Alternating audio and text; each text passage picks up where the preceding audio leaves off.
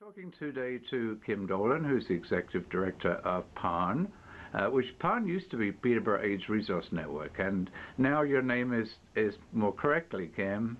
The PARN Your Community AIDS Resource Network, so that we can appeal to people in our 4-county catchment area. Yeah, I guess that's in a way that's a bit like branding, isn't it? You have to come up with a name which reflects what you do. Now, you've been an Executive Director here for how long? 7 years. And so we've known each other quite a while, haven't we? We go back a bit. We do go. We have a history, and mostly good. Mostly good, yeah. Now, tell me, I'm talking today on Red Ribbon Day, and I'm going to ask you, are red ribbons a hard sell, do you think, nowadays compared to, say, a decade ago? I don't think so. I think that we kind of dropped. We had a dip in the uptake from the community, or response from the community a few years ago, but we've seen a steady increase. Again, people are interested. They still want to know the information. The only problems that we've had with red ribbons so far this year is at one of the sites, we were in competition, I say in quotes, with some homeless folks who panhandle on a regular basis, and so we pulled our volunteers from that spot and respected the panhandlers' right to make a living. To panhandle, yeah. Do people still recognize the red ribbon? Do you think that they know what it stands for on the streets or not? I don't think they do. But after today, you know, and it's once a year, and so people do forget. But seeing all of the red ribbons around, especially at Christmas, I think it gets people thinking. And we've had great media coverage this year. Yes, and this time particularly, most agencies are addressing or putting on special events, and I think you're putting one on World AIDS Day, are you not? We are. We've got a double header. And I think I know one of the people presenting, but tell me what you're doing. This is a great opportunity for PARN.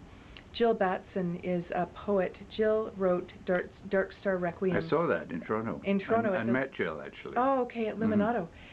So Jill is a personal friend of one of our board members, who is also a professor, the director of the international program in one of the colleges at Trent University. And so Mike Alcott has brought Jill in, both for the university and for the community. We're really excited. Jill will be reading from Dark Star Requiem, which is kind of an overview of AIDS for of the last 25 years. And when Jill's finished, she'll be reading at the Sapphire Room. And when Jill's finished, we have our monthly drag bingo contest. Funnily enough, Jill has been on PositiveLite.com as well. Brian interviewed her for when Dark Star Requiem was on earlier this year, and she's quite a lady.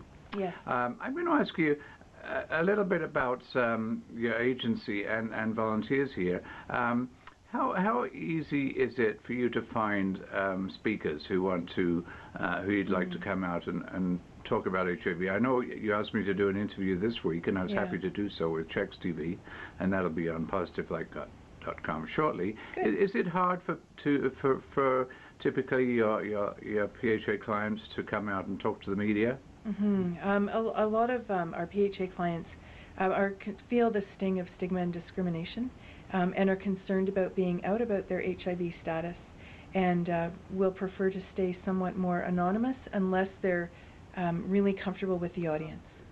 It sounds like you have to deal with some heavy issues, but do you ever get a chance to see the humor of what you're doing and have fun with clients and have fun with each other? Yeah, I think we do. You know, it's one of the great parts of being a sex-positive organization. We get to talk about the gritty parts of human interaction, so that can be a lot of fun. I think we do try to build fun and levity into our work with each other and our work with folks who are living with HIV. That's good to know. You don't take it seriously all the time. It's a hard job, though. What attracted you to this work in the first place? I really like the social justice aspect of HIV work, addressing the determinants of health, making room for people who are marginalized, and getting our communities to pay attention and address issues of stigma and discrimination. Really, time. Social justice issues are very much a thing. I know that from way back, and that's good.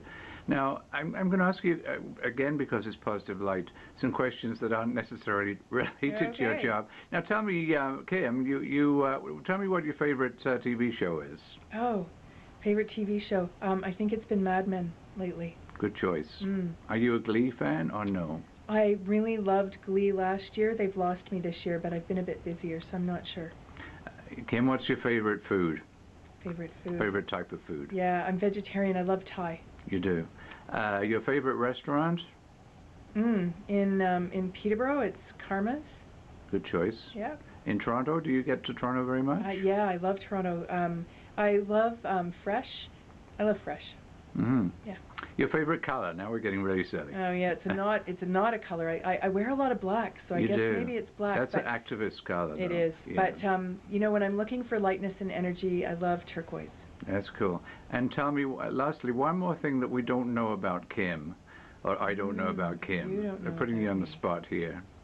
Yeah. That people don't normally know you for. Right. I'm an introvert. I don't believe it. I'm an absolute introvert. You're like many of us who are shy, and I'm a shy person. Yeah. We learn over the years to hide it, don't we? Yeah, Is this the same with you? Yep. Okay, Kim. That's. Thank you very much for talking to PositiveLite, and hope you have a good and positive experience as we approach World AIDS Day. Thank you for talking to PositiveLite.com. Thanks for having me. Take care.